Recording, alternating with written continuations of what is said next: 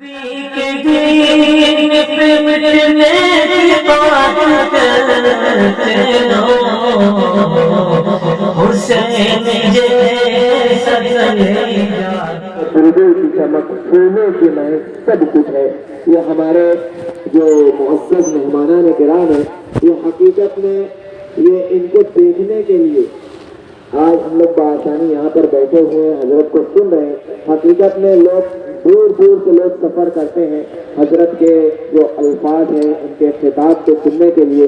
اللہ پاک نے یہ موقع عطا فرمایا ہے, اس لیے یکسوئی کے ساتھ اور یہ نیت سے بیٹھے کہ انشاءاللہ جو بھی ہم لوگ یہاں پر حضرت کا جو خطاب ہوگا جو بھی سنیں گے انشاءاللہ اس کو ہماری زندگیوں میں حصہ بنائیں گے.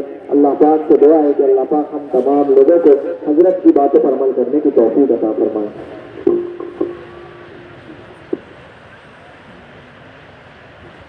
السلام علیکم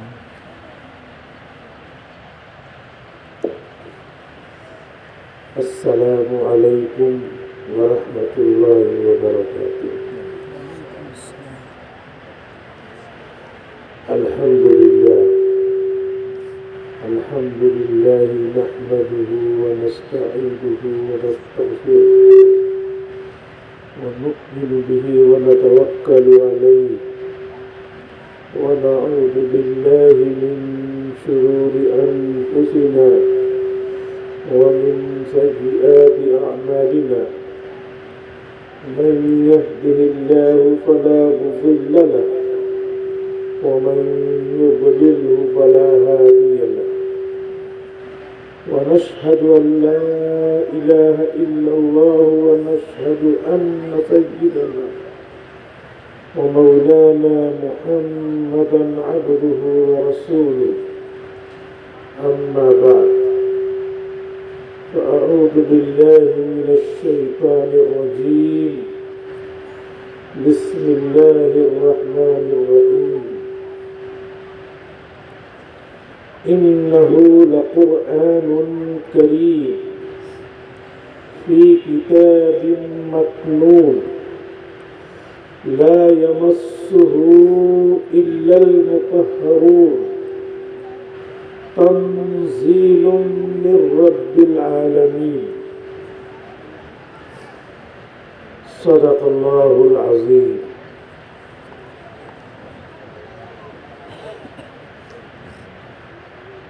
معزز علماء کرام,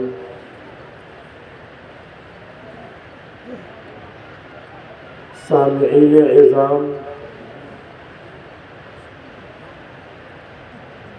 طلبہ جامعہ ہذا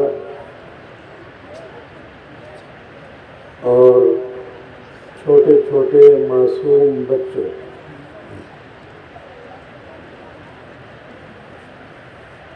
اللہ رب العزت نے جو ادارہ آپ حضرات کو مالیگاؤں کے بالکل کنارے پر واقع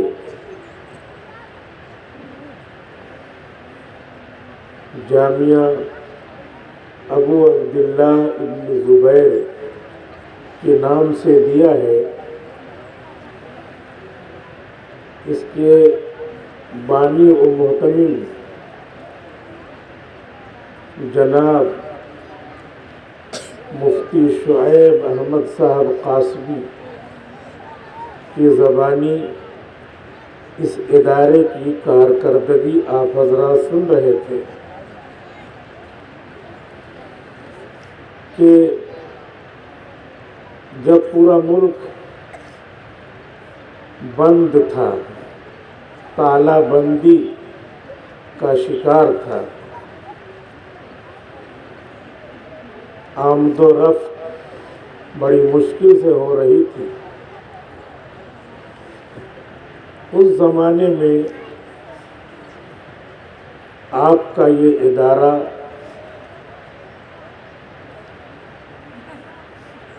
جامعہ ابو عبداللہ ابن زبیر قائم کیا گیا. اور اس کی ابتدا ایک طالب علم سے ہوئی. ایک درخت کو لگانے کے لیے ایک بیج، ایک پودے کو نشو و نما پانے کے لیے ایک بیج، ایک تخم کی ضرورت ہوتی ہے، اور اس کے بڑے ہونے کے لیے ضروری ہے کہ وہ بیج ایک جگہ زمین میں گاڑ دیا جائے اور اسے پانی دیا جائے، اس کی نگہداشت کی جائے.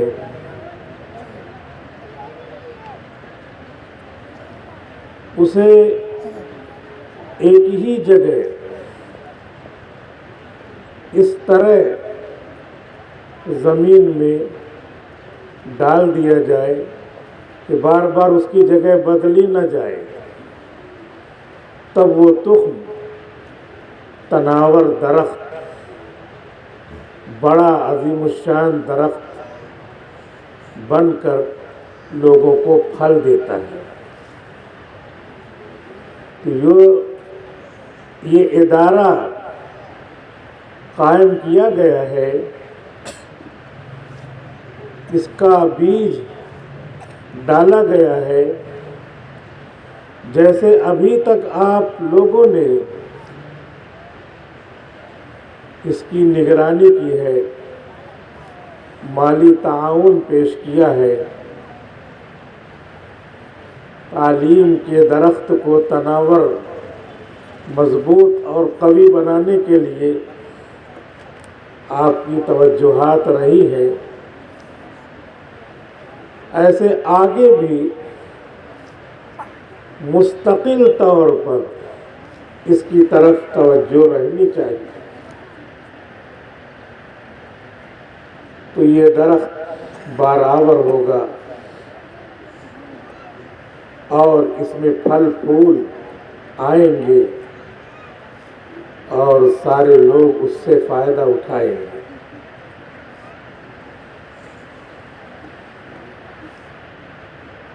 یہ ادارہ اس کتاب کی خدمت کے لیے قائم کیا گیا ہے جس کتاب کی حفاظت کی ذمہ داری اللہ نے خود لی ہے، اور وہ کتاب اللہ کا کلام ہے. اللہ ہمیشہ سے باقی ہے، ہمیشہ باقی رہیں گے. تو اللہ کا جو کلام ہے وہ بھی ہمیشہ سے ہے اور ہمیشہ باقی رہے گا.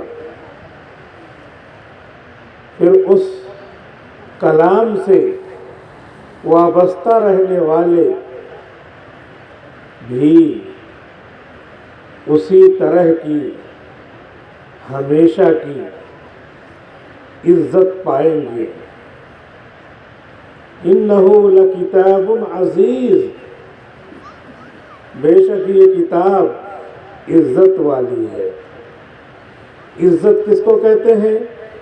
عزت کہتے ہیں بلندی کو، غلبہ کو، فتح کو. تو یہ کتاب ہمیشہ غالب رہے گی، فتح یاب رہے گی اور کامیابی دینے والی رہے گی. اس دور پرفتن میں جب پوری دنیا میں آپ دیکھ رہے ہیں کہ اس کتاب کی خدمت کرنے والے مدرسے، اس کتاب کی خدمت کرنے والے علماء، حفاظ، اس کتاب کی خدمت کرنے کی جگہیں، مسجدیں، اور اس سے کسی نہ کسی طرح تعلق رکھنے والے اہل قرآن، اہل ایمان، مسلمان، ان کو دبایا جا رہا ہے، ان کو زمین کے اوپر چلنے پھرنے نہیں دیا جا رہا ہے۔ تمام تر کوششیں ہو رہی ہیں کہ ان کو نیست و نابود کر دیا جائے۔ اور صرف یہی نہیں، پوری دنیا میں تو اس کتاب کی عزت اور غلبہ ہی ہے، اس کا اثر ہی ہے کہ تمام تر سازشوں، تمام تر ریشہ دوانیوں اور تمام تر ناپاک کوششوں کے باوجود ایمان والے، قرآن والے، اس کتاب والے زندہ ہیں، اس کتاب کی خدمت کر رہے ہیں، اور جب وقت آتا ہے تو لوگ دیکھتے ہیں کہ غلبہ اسی کتاب والوں کو ملتا ہے۔ ایک جنگ چل رہی ہے، 120 دن کے قریب ہو گیا، جسے آپ جانتے ہوں گے، غزہ اور اسرائیل کی جنگ۔ اس میں حماس کا نام بہت آتا ہے۔ حضرت مفتی محمد تقی عثمانی مدظلہ فرماتے ہیں کہ اس میں جتنے لوگ دشمن سے مقابلہ کر رہے ہیں، تو اس گروپ میں شامل ہونے کے لیے ایک شرط ہے۔ حماس کے گروپ میں شامل ہونے کے لیے ایک شرط ہے۔ وہ شرط کیا ہے؟ وہ شرط ہے حافظ قرآن ہونا۔ تو حضرت مفتی صاحب لکھتے ہیں کہ اس کتاب کی وجہ سے، اس شرط کی وجہ سے اللہ رب العزت نے اس طاقت کو جو اسرائیل کے نام سے جانی جاتی ہے، اور اس کی فوج کو جو پوری دنیا میں اپنا لوہا منوانے کے لیے خود کو مشہور کر چکی تھی، اس کے سارے تار و پود بکھر گئے، اور یہ لوگ تمام ظاہری اسباب جو لوگ سمجھ رہے ہیں، کیونکہ کوئی ان کے پاس گورنمنٹ کی طاقت بھی نہیں ہے، تو مفتی صاحب فرماتے ہیں کہ صرف اور صرف اس طاقت کے پیچھے انہ لکتاب عزیز کی طاقت کار فرما ہے کہ یہ کتاب غلبے والی ہے، تو جو اس کو سینے سے لگائے گا وہ بھی غلبے والا ہوگا، جو اس کتاب کی خدمت کرے گا پیسے کے ذریعے اس کو بھی اللہ تعالیٰ اپنی لائن میں عزت دیں گے، غلبہ دیں گے، جو اس کتاب کے لیے زمین فراہم کرے گا، عمارت بنائے گا، ایک اینٹ کی بھی قیمت دے گا، تو وہ اس میں کسی نہ کسی طرح شیئر لے رہا ہے، حصہ لے رہا ہے، تو اللہ تعالیٰ اس کی نیت کے حساب سے، چاہے اس کی مالی مدد کم ہی کیوں نہ ہو، اس کی نیت کے حساب سے اس کو اللہ تعالیٰ غلبہ دے گا، اس کے بال بچوں کو بیماریوں سے دور رکھے گا۔ آدمی کو پتہ نہیں ہوتا، حدیث میں آتا ہے آدمی کو پتہ نہیں ہوتا کہ ہمارے بچے بہت آرام سے ہیں، اور جو ہے آسائش ہے، تھوڑے میں بھی گزارا ہو رہا ہے، اس کی وجہ کیا ہے؟ اس کے پیچھے یہی نیکیاں ہوتی ہیں جو صاف صاف نظر نہیں آتی، لیکن آدمی کو یاد رکھنا چاہیے کہ قرآن کریم کی ایک ایک بات سچی ہے، اور اس نے کسی طرح قرآن کی خدمت کی ہوگی، اس کے نسل میں اس کے باپ دادا نے، اس کے بوڑھوں نے خدمت کی ہوگی، جس کی برکت یہاں پر ظاہر ہو رہی ہے۔ جیسا کہ حضرت خضر علیہ السلام کے واقعے میں ہے کہ حضرت خضر علیہ السلام نے ایک دیوار تھی جس کے نیچے خزانہ تھا، اس کو درست کر دیا تھا۔ تو حضرت موسیٰ علیہ السلام نے ٹوک دیا، شرط کے خلاف کیا کہ آپ نے کیوں درست کر دیا؟ یہی تاکیہ گاؤں میں ہم آئے، انہوں نے پانی بھی نہیں پلایا، کچھ خیریت بھی نہیں پوچھی اور الٹا منع کر دیا، اور ہم کو تیز بھوک لگی ہے، کم سے کم آپ دیوار درست کر رہے تھے تو اس کا پیسہ لے لیتے، کچھ کھا پی کر کے ہم اپنی بھوک کی تیزی کو ختم کرتے۔ تو حضرت خضر علیہ السلام نے جواب دیا تھا کہ اصل میں میرے پاس جو علم ہے وہ تکوینی علم ہے، اور آپ کے پاس جو علم ہے وہ تشریعی علم ہے، وہ بھی جس مقصد کے لیے آپ بھیجے گئے وہ مکمل علم ہے، لیکن میرا کام تکوینی علم کو اور تکوینی امور کو انجام دینا ہے، یعنی شریعت کے علاوہ جو امور ہیں جس پر سزا اور جزا متحقق نہیں ہوتی، مثال کے طور پہ ہوا چل رہی ہے، یہ تکوینی امر ہے، درخت کھڑا ہے تو تکوینی امر ہے، لیکن ہم سبحان اللہ کہتے ہیں کہ یہ تشریعی امر ہے، کیونکہ اس پہ ثواب ملے گا، گناہ کیا کسی نے تو اس پہ سزا ملے گی، کہ یہ تشریعی امر ہے۔ تو موسیٰ علیہ السلام کو تشریعی امور کے لیے بھیجا گیا تھا، اور حضرت خضر علیہ السلام جو حضرت تھانوی رحمۃ اللہ علیہ کے قول اور تحقیق کے مطابق ابھی بھی زندہ ہے، تو حضرت خضر علیہ السلام کو تکوینی امور دیے گئے تھے، اور ابھی زندہ ہے کا مطلب ہے ابھی بھی تکوینی امور ان سے وابستہ ہے۔ تو انہوں نے کہا کہ اس کے نیچے خزانہ تھا، اگر یہ گر جاتا تو گاؤں والے جو ہم کو ایک گلاس پانی نہ دے سکے وہ یہ خزانہ لوٹ لیتے، اور جو یہ یتیم ہے ان یتیموں کا خزانہ لٹ جاتا ہے۔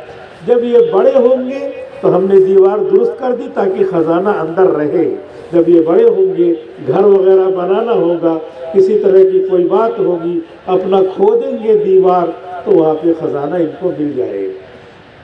یہ تو انہوں نے فرمایا، میں نے یہاں جو ذکر کیا وہ قرآن کی آیت ہے کہ قرآن میں آگے وَكَانَ أَبُوهُمَا صَالِحًا، یہ جو یتیم بچے ہیں ان کے والد نیک تھے، اس نیکی کی وجہ سے اللہ تعالی ہم سے یہ کام لے رہا ہے کہ ان کے خزانے کی حفاظت کرو۔ تو ہماری نسلوں میں جو برکتیں ہیں ہم نہیں جانتے کس وجہ سے آ رہی ہیں، لیکن ہمارے خاندان میں کسی نے قرآن کی خدمت کی ہوگی، کسی نے قرآن کی عزت کی ہوگی، کسی نے قرآن کے تعلق سے کوئی بھی امت کو یا خود کو اپنی نسل کو فائدہ پہنچایا ہوگا، تلاوتیں ہی کی ہوں گی، کیونکہ قرآن کو ہر پہلو سے دیکھا جائے تو اس میں کوئی چھلکا نہیں ہے، پورا قرآن گودا ہی گودا ہے۔ قرآن اگر ہم پڑھتے ہیں الف لام میم تو اس کی ایک ایک حرف پہ 10 نیکی ملتی ہے، حرف الفاظ ہیں، اصل مقصود کیا ہے؟ قرآن کے اوپر عمل کرنا، تو الفاظ کے ذریعے عمل نکلتا ہے، الفاظ کے ذریعے مسئلے نکلتے ہیں، لیکن وہ الفاظ قرآن کا چھلکا نہیں ہے، وہ بھی گودا ہی گودا ہے، ہر چیز ہزاروں مسئلے قرآن کے الفاظ سے نکلے ہیں۔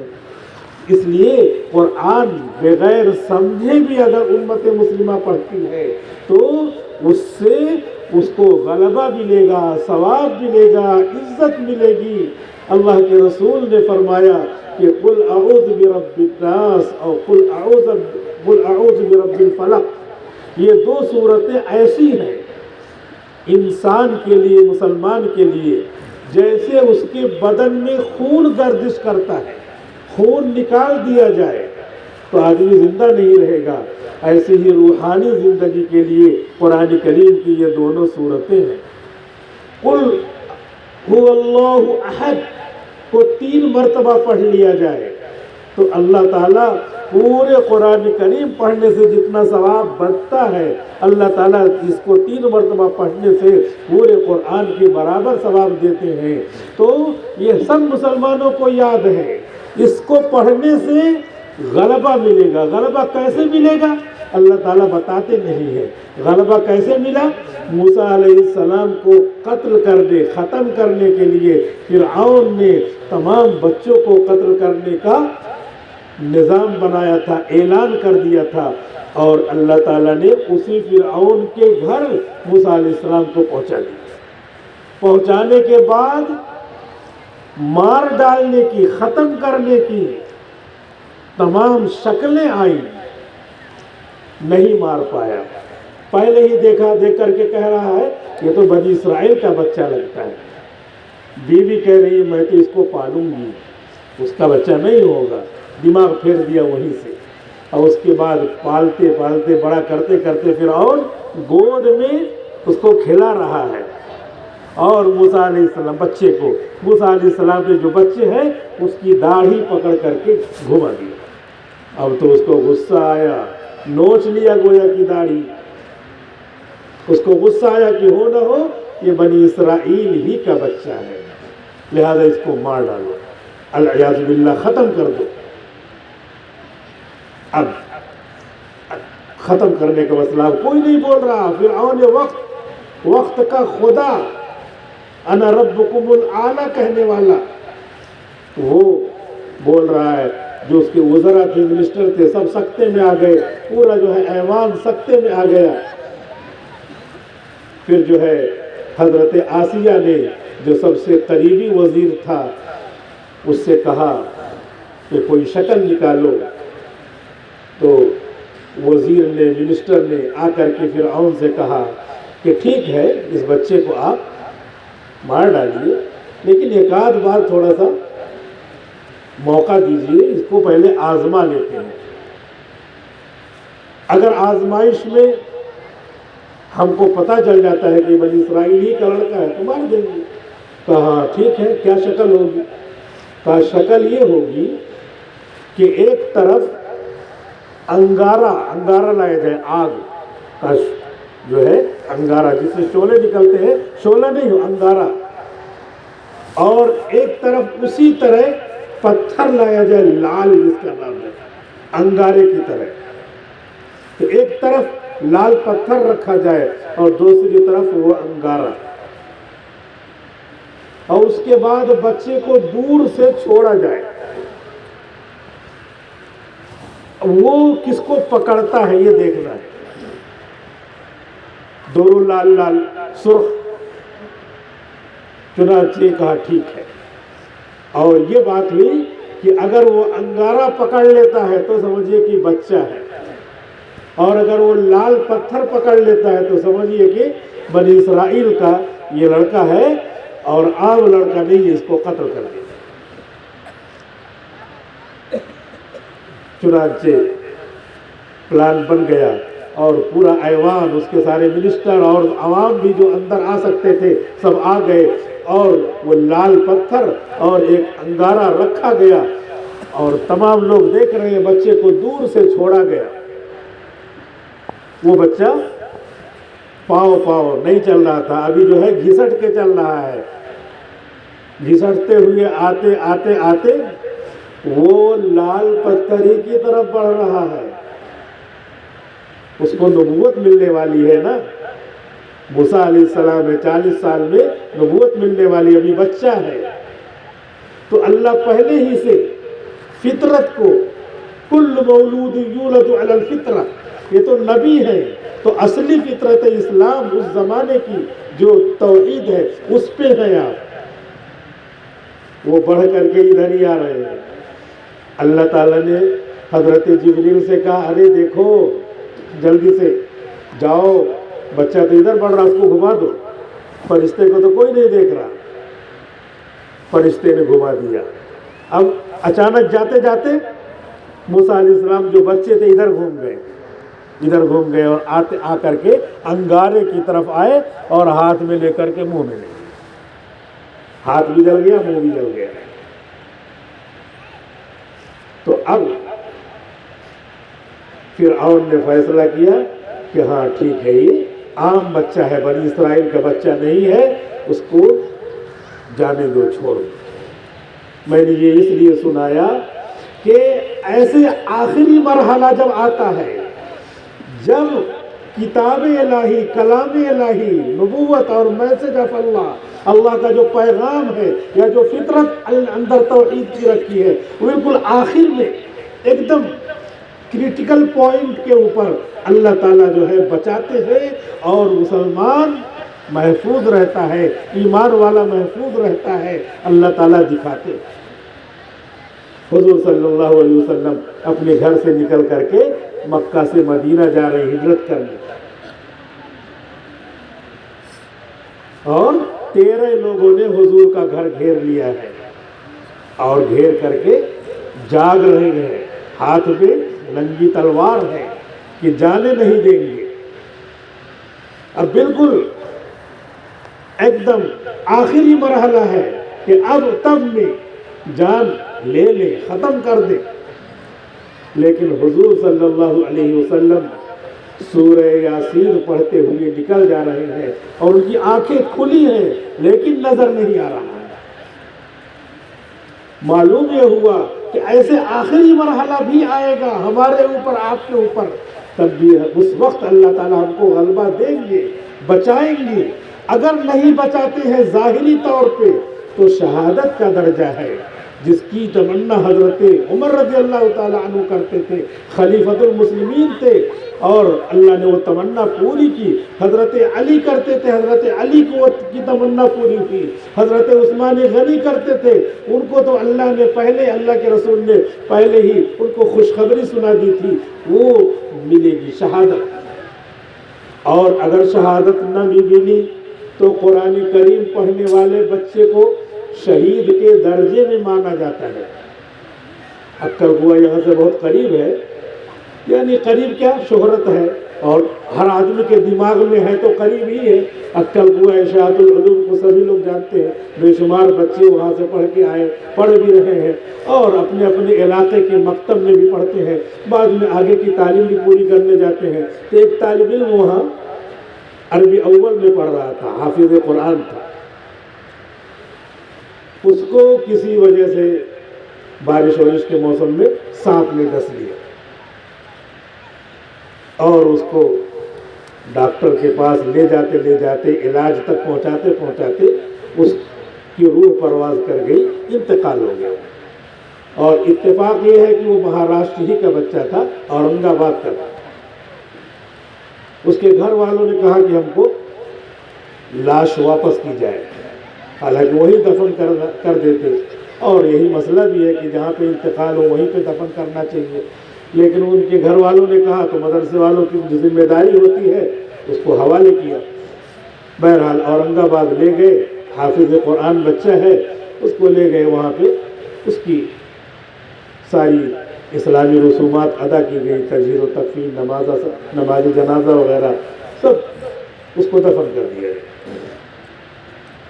بعد میں گھر والوں کو کسی نے ورغلایا کہ ارے تم بیوقوف ہو، بہت بڑا ادارہ ہے وہ، مقدمہ دائر کرو، ان لوگوں نے تمہارے بچے کی کیوں حفاظت نہیں کی؟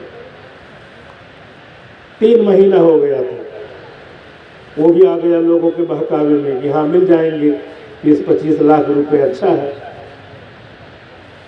تو اس نے مقدمہ کر دیا۔ تو مقدمہ کر دیا تو یہ کہا کہ لاش نکالو، اس کا جو پوسٹ مارٹم ہوگا، چیک کریں گے کیا ہے کیا نہیں ہے۔ چنانچہ آنکھ پر خواہشات کا جب پردہ پڑ جاتا ہے تو شریعت دوسری طرف ہو جاتی ہے، پیسے کا پردہ پڑا ہے، حالانکہ اس دنیا سے جانا ہے، آخرت کے لیے سامان تیار کر کے لے جانا ہے، لیکن وہ سب نہیں، پیسہ ملے گا تو کام آئے گا، ہو سکتا ہے ملتے ہی آنکھ بند ہو جائے۔ لیکن اس نے کلیم کیا، مقدمہ دائر کیا، تو اس کی قبر کو پوسٹ مارٹم کے لیے کھولنا پڑا۔ قبر اس کی کھودی گئی 3 مہینے کے بعد۔ تو جب 3 مہینے کے بعد اس کی قبر کھودی گئی تو ایسا لگ رہا تھا جیسے ابھی ابھی دفن کیا گیا ہے۔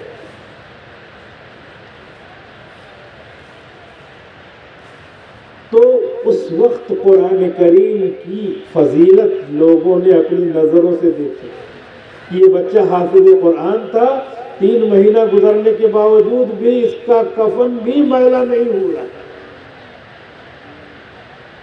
معلوم یہ ہوا کہ جس کتاب کو آپ حضرات پڑھتے ہیں اور جس کی فضیلتیں اللہ تعالیٰ نے اور اللہ کے نبی نے بیان فرمائی ہے وہ بالکل حق ہے، برحق ہے. اللہ تعالیٰ کبھی کبھی دکھاتا ہے، ہر دم نہیں دکھاتا، کیونکہ ایمان نام ہے یؤمنون بالغیب، بغیر دیکھے ہوئے ماننے کا. ہم پوری توجہ کے ساتھ اس کتاب کی عظمت کو جانے پہچانے، اس کے احکام کی عظمت کو جانے پہچانے. توجہ نہیں رہتی تو اس کی عظمت نکل جاتی ہے. تو اس کی عظمت نکلنے کی وجہ سے اس کے تقاضے پورے نہیں ہوتے. اس لیے توجہ کے ساتھ اس کتاب جہاں نازل ہوئی ہے مکہ مکرمہ میں، مدینہ منورہ میں، حضور کے قلب مبارک پر، اور جن لوگوں کے قلوب میں قرآن محفوظ ہے ان سب کی ہم کو عظمت کرنا ہے. ان کے زبان سے جو دعائیں نکل جائیں ان دعاؤں کو قبول ہونے کا یقین رکھنا ہے. خود مانگنے والے کو بھی یقین رکھنا ہے کہ اس کی دعا قبول ہو. یقین نہیں ہوتا تو دعائیں قبول نہیں ہوتی ہیں کہ ان کی دعا سے کیا فرق پڑے گا، کچھ نہیں ہوگا. لیکن یقین پہلے مرحلے میں ہے کہ ہم اس کا پکا یقین کریں. ایک آدمی جا رہا تھا، 2 طالب علم جا رہے تھے، راستے میں ایک کوئی چیز ملی پیلی، اس نے اٹھا لیا. دوسرا طالب علم تھا، آگے بڑھ گیا، اس نے نہیں اٹھایا، حالانکہ پہلے وہ گزرا تھا، پیلی ایک چیز تھی. تو وہ آگے گزر گئے، اس نے جو ہے اٹھا لیا، اپنے ہاتھ میں رکھ لیا. اس کے بعد آگے گئے تو اس نے کہا کہ ذرا رکو، یہ سونار کو، یہ ایک چیز میں پایا ہوں، اس کو دکھاتا ہوں. تو سونار کے ہاں گئے وہ، اور اس کے بعد وہ جو چیز پائی تھی اس کو دکھایا. تو سونار نے کہا کہ یہ تو اصلی سونا ہے، اور تول میں جو ہے تمہارا 70,000 روپیہ بنتا ہے. اب وہ لڑکا جو گزر گیا تھا پیسہ تو پا گئے لوگوں، بعد میں جو واپس آ رہے ہیں تو لڑکا کہہ رہا ہے یار میں نے بھی تو اس کو دیکھا تھا لیکن میں نے اس کو پیتل سمجھا. تو اس نے کہا کہ میں نے تو اس کو سونا سمجھا. میں نے اس کو سونا سمجھا تو اس سمجھنے کی وجہ سے مجھے پیسہ ملا، اس کی قدر کی تو اس کی قیمت ملی، اور تم نے جو ہے اس کی قدر نہیں کی، نہیں سمجھا، تمہارے سمجھنے کے حساب سے فیصلہ ہوا کہ تم کو کچھ نہیں ملا. آج اسی سمجھ کا مسئلہ ہے کہ قرآن کریم بھی پڑھا جا رہا ہے، تلاوت بھی ہو رہی ہے، نماز میں بھی پڑھ رہے ہیں، لیکن اس کو سمجھ نہیں رہے کہ یہ فائدے کی کوئی چیز ہے، اس لیے اس کا فائدہ نہیں مل رہا ہے. سورہ اذا زلزلت الارض زلزالہا، پوری سورت کو اگر کوئی آدمی 2 مرتبہ پڑھ لے تو پورے قرآن کریم کا ثواب ملے گا. اکثروں کو یاد رہتی ہے. سورہ یاسین کو دیکھ کر یا زبانی اگر کوئی آدمی ایک بار پڑھ لے تو اس کو 10 مرتبہ پورے قرآن کریم کو مکمل کرنے کا ثواب ملتا ہے. 10 مرتبہ. اب اس کو جو سمجھے گا وہ صبح بھی پڑھے گا، شام بھی پڑھے گا، جب بھی موقع ملا جب بھی پڑھے گا، دکان پہ بیٹھ کے پڑھ لے گا، چلتے پھرتے پڑھ لے گا. اور جو یوں ہی اس کو گزار دے گا تو اس طالب علم کی طرح ہے، اس شخص کی طرح ہے جو سونا کو دیکھ کر سونے کو دیکھ کر کے آگے گزر گیا، حالانکہ وہ سونا تھا، اس کو پیتل وہ سمجھ رہا تھا. تو سمجھنے کا یہ فرق ہوتا ہے اور توجہ کا ایک فرق ہوتا ہے. حجاج بن یوسف طواف کر رہا تھا، حجاج بن یوسف طواف کر رہا تھا. دیکھا ایک آدمی دعا کر رہا ہے کہ اے اللہ مجھے آنکھیں دے دے. حجاج بن یوسف رک گیا، اس سے پوچھا کہ تم کیا مانگ رہے ہو یہاں؟ کہا میں نابینا ہوں نا، میں اللہ سے آنکھیں مانگ رہا ہوں. کہا کب سے مانگ رہے ہو تم؟ کہا میں 14 سال سے حج کر رہا ہوں اور ہر سال میں یہی دعا کر رہا ہوں.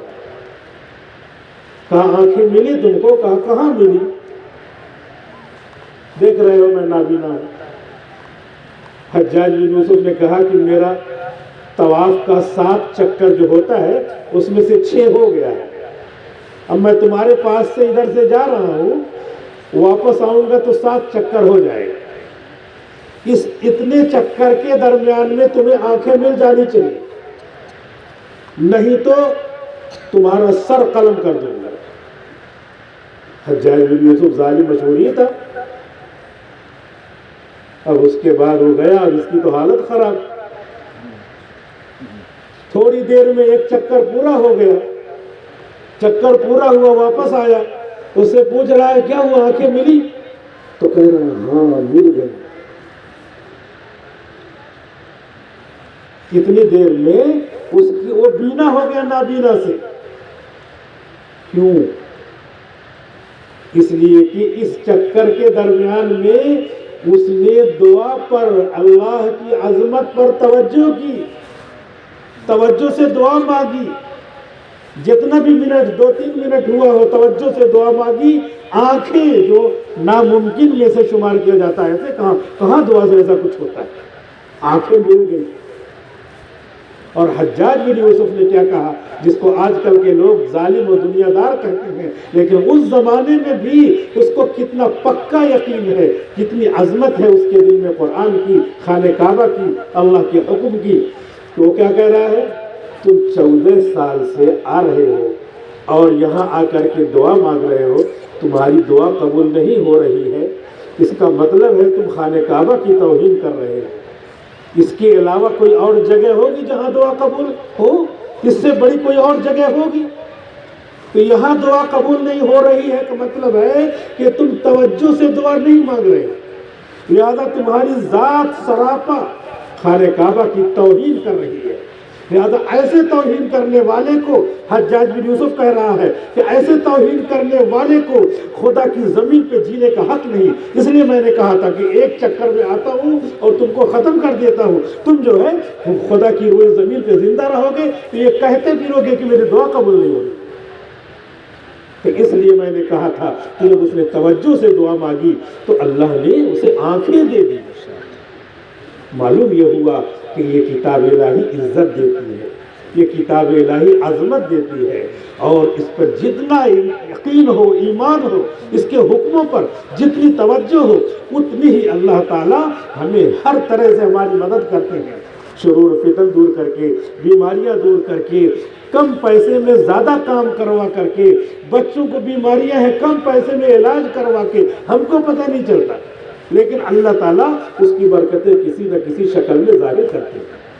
آپ خوش قسمت ہیں کہ آپ کے علاقے میں بہت سارے ادارے چل ہی رہے ہیں. یہ بھی جو پاس پڑوس والے ہیں خوش قسمت ہیں، اور آپ دور بھی رہیں تب بھی اس کا تعاون کریں، اور اسی توجہ کے ساتھ عظمت قرآن کو دل میں بیٹھاتے ہوئے، انہ لکتاب عزیز، یہ عزت والی کتاب ہے. انہ لقرآن کریم، یہ مکرم اور معزز کتاب ہے.